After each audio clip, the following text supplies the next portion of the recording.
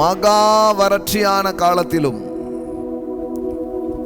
உன் ஆத்துமாவை திருப்தியாக்கி உன் எலும்புகளை நினமுள்ளதாக்குவார். நீ நீர்ப்பாய்ச்சலான தோட்டத்தை போல வற்றாத நீரூற்றை போலவும் இருப்பாய். எப்போங்க, எப்போ நீங்க அப்படி இருப்பீங்க? மகா வறட்சியான காலங்களில். எல்லாரும் வறட்சின்னு சொல்லுவாங்க. கடவுள் சொல்றாரு, வறட்சியிலே தான் திரட்சி. நீ நான் சேர்ந்து செய்வோம் புதிய புரட்சி தான் கடவுளுடைய வார்த்தை. ஆனா நம்ம ஆளுகளுக்கு வார்த்தை உள்ள இல்லாததுனால படிச்சிருப்பாங்க பெரியவனா. அது வேர்ல்டு மார்க்கெட் என்னன்னா, எனக்கு வேர்ல்டு மார்க்கெட் பற்றிலாம் ஒன்றுமே தெரியாது. எனக்கு வேர்ட் ஆஃப் காட் தெரியும்.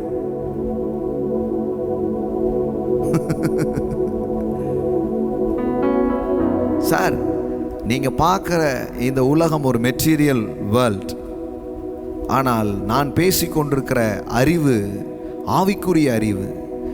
இந்த மெட்டீரியல் வேர்ல்டையே உருவாக்கினது இந்த ஆவிக்குரிய அறிவு அப்படின்றது உங்களுக்கு என்னைக்கு தெரியுதோ அன்னைக்கு இந்த மெட்டீரியல் வேர்ல்டை நீங்கள் ஆள ஆரம்பிச்சிருவீங்க. பொன் வெள்ளியை பார்க்கிலும் நீர் விளம்பின வேதமே நலம் என்று ஏன் சொல்லப்பட்டிருக்கிறது? ஏன்னா பொன் வெள்ளின்றது ஒரு மெட்டீரியல், வேதம்ன்றது கடவுளுடைய வார்த்தை. கடவுளுடைய வார்த்தை தான் இந்த பொன் வெள்ளியையே உண்டாக்குச்சு.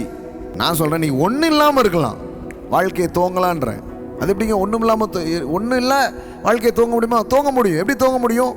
கடவுளுடைய வார்த்தை உங்கள் வாயிலே உங்கள் இருதயத்தில் இருந்துச்சுன்னா நீங்கள் தூங்கலான்றேன். எனக்கு உதவுகிற ஒரு கர்த்தர் இருக்கிறார், எனக்கு முன் செல்லுகிற ஒரு கர்த்தர் இருக்கிறார். சார், உலகம் இருக்கிறத வச்சு அவன் ஆரம்பிக்கிறான். நீங்களும் நானும் இருக்கிறவரை வச்சு ஆரம்பிக்கும்படி அவர் நம்மை அழைத்திருக்கிறார்.